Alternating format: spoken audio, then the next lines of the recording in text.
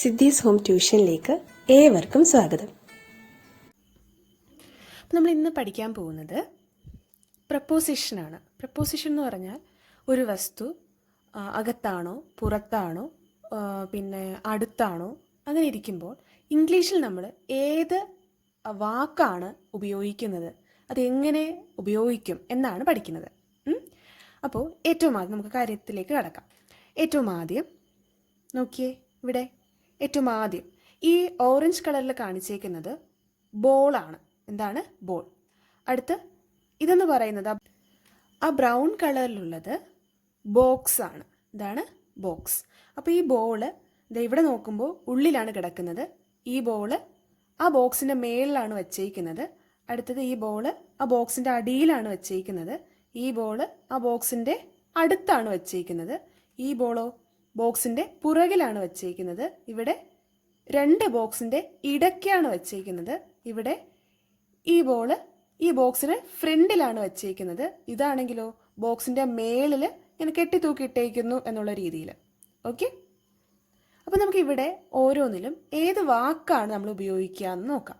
അപ്പോൾ ഇവിടെ നമ്മളൊരു സെൻറ്റൻസ് പറയുകയാണെങ്കിൽ the orange ball is dash the box. ഈ ഡാഷിൻ്റെ അവിടെയാണ് ഈ വാക്കുകൾ ഉപയോഗിക്കേണ്ടത്.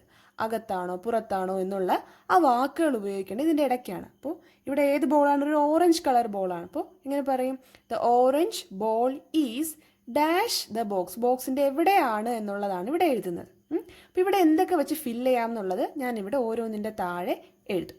ഓക്കെ, ഏറ്റവും ആദ്യം ബോൾ നോക്കിയേ. ആ ബോള് ആ ബോക്സിൻ്റെ ഉള്ളിലാണ് കിടക്കുന്നത്, ആണല്ലോ.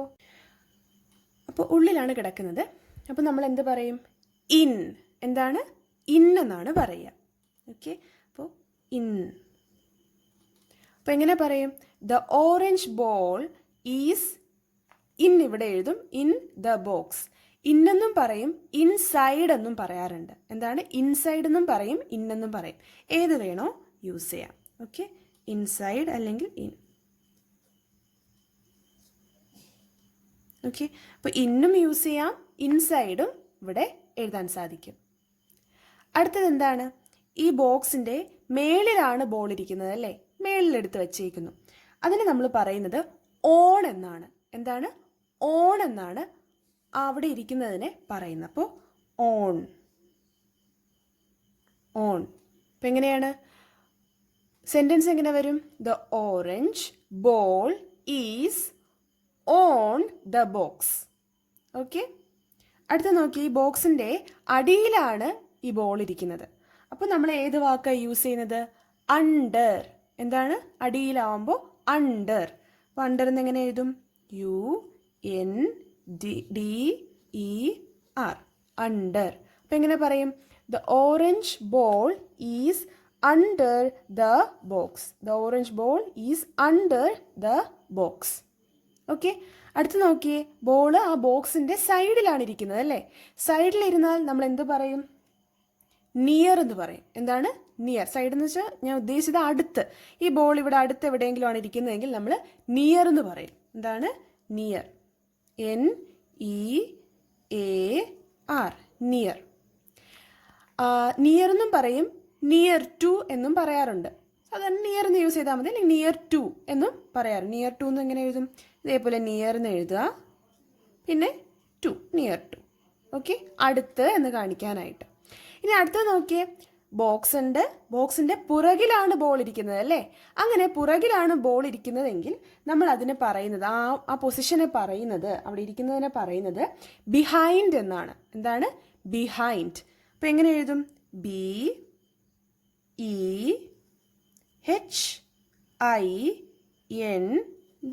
ബിഹൈൻഡ്. അപ്പോൾ നമ്മൾ എങ്ങനെ ഇതിവിടെ നിയറിൻ്റെ കാര്യം പറഞ്ഞില്ല അല്ലേ?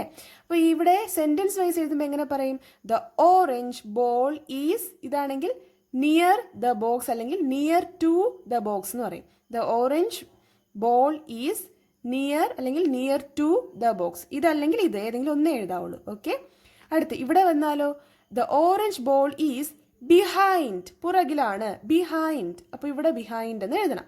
സ്പെല്ലിങ്ങും അറിയാം. അപ്പം എന്ത് എഴുതും? The orange ball is behind the box എന്ന് എഴുതും. ഓക്കെ ആണല്ലോ. ഇവിടെ ഫില്ല് ചെയ്ത് എഴുതിക്കോണം. അത് ഏതാണ് ഫില്ല് ചെയ്യേണ്ടതെന്ന് ഇവിടെ എഴുതി തരുന്നുണ്ട്. ഓക്കെ.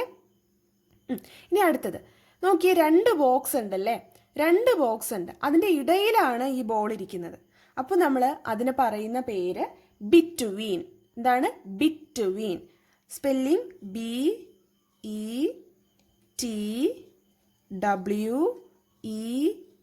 BETWEEN, between.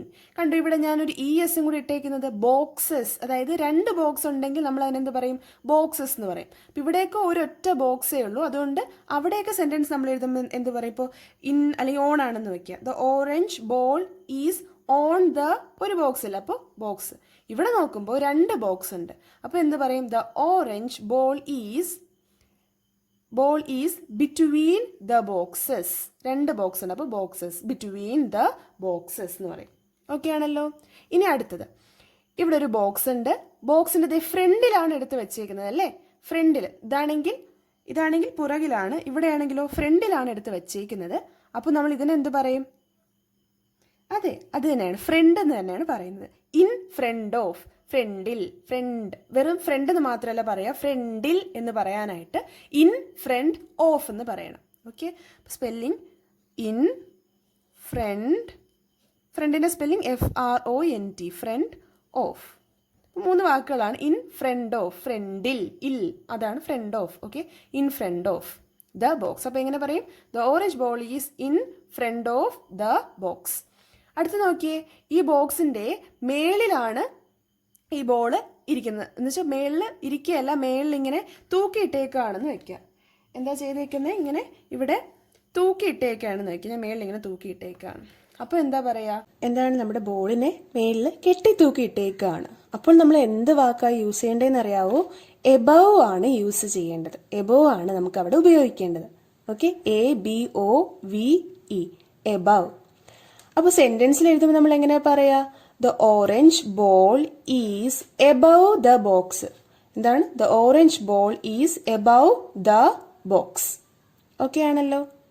അപ്പോൾ ഇവിടെ എന്താണ്? ES എപ്പോഴാണ് നമ്മൾ യൂസ് ചെയ്യുന്നത്? 2 എണ്ണം വരുമ്പോൾ അല്ലെ, 2 ബോക്സസ് വരുമ്പോൾ, അപ്പോഴാണ് ബോക്സസ് എന്ന് നമ്മൾ പറയുന്നത്. ഇല്ലെങ്കിൽ ബോക്സ് എന്നായിരിക്കും ഉപയോഗിക്കുന്നത്. ചില സെൻറ്റൻസുകളിൽ നമ്മളിവിടെ ഓവർ എന്ന് ഉപയോഗിക്കുന്ന കാണാറുണ്ട്. Over, OVER. പക്ഷെ അത് നമ്മൾ എപ്പോഴാണ് യൂസ് ചെയ്യുന്നതെന്ന് അറിയാവോ? എപ്പോഴാണ് ഉപയോഗിക്കുന്നത് അറിയാവോ? നമ്മൾ ഉപയോഗിക്കുന്നത്, ഇപ്പോൾ ഒരു തുണി ഉണ്ടെന്ന് വെക്കുക, ആ തുണി വെച്ച് ഞാൻ ഇതിനെ കവർ ചെയ്തിട്ടേക്കാണ്, ഈ ബോക്സിനെ മേളിൽ ഇങ്ങനെ കവർ ചെയ്ത് വെച്ചേക്കാണ്, എങ്കിൽ എന്താ പറയുക? ഓവർ എന്ന് പറയും. അപ്പോഴാണ് ഓവർ എന്ന് പറയുന്നത്. ഇപ്പോൾ ക്ലോത്തിനെ ഞാനിവിടെ കവർ ചെയ്ത് വെച്ചേക്കുന്നു, അപ്പോൾ ഞാൻ എങ്ങനെ പറയും?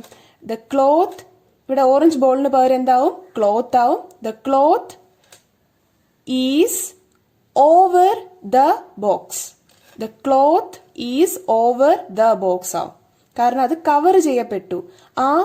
ആ ക്ലോത്തും ഈ ബോക്സും തമ്മിൽ ടച്ച് ചെയ്യുന്നുണ്ട്, മേളിൽ ഇങ്ങനെ കവർ ചെയ്തിട്ടേക്കുകയാണെങ്കിൽ നമ്മൾ അതിനെന്ത് പറയും? ഓവർ എന്ന് പറയും. അല്ലാതെ ഇങ്ങനെ മേളിൽ കെട്ടിത്തൂക്കി ഇട്ടേക്കുന്ന, അല്ലെങ്കിൽ 2 പേരും തമ്മിൽ ടച്ച് ചെയ്യാത്ത സമയത്ത്, തൊടാത്ത സമയത്ത് ഒരിക്കലും നമ്മൾ ഓവർ പറയില്ല. എബവ് ആണ് കറക്റ്റായിട്ട് നമ്മൾ പറയുക. ഓക്കെ, കറക്റ്റ് എന്ന് പറയുന്നത് എബവ് ആണ്.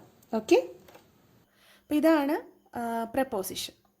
ഇങ്ങനെ ഒരു സ്ഥലത്ത് ഒരു ഒബ്ജക്റ്റ് ഇരിക്കുമ്പോഴുള്ള പ്രപ്പോസിഷൻ. ഓക്കെ, ഇത് എന്താണ്? സെൻറ്റൻസ് വായിക്കുമ്പോഴൊക്കെ ഇതൊന്ന് മനസ്സിൽ വച്ചേക്കാം. ഈ ഫിഗറൊക്കെ, ഇങ്ങനെയുള്ള പടങ്ങളൊക്കെ ഒന്ന് മനസ്സിൽ വെച്ച് വായിച്ചാൽ നമുക്ക് എപ്പോഴും ഓർത്തിരിക്കാൻ സാധിക്കും. അപ്പോൾ ഇതൊന്ന് നോക്കി വയ്ക്കുക. നമുക്കിനി അടുത്ത വീഡിയോയിൽ കാണാം. താങ്ക്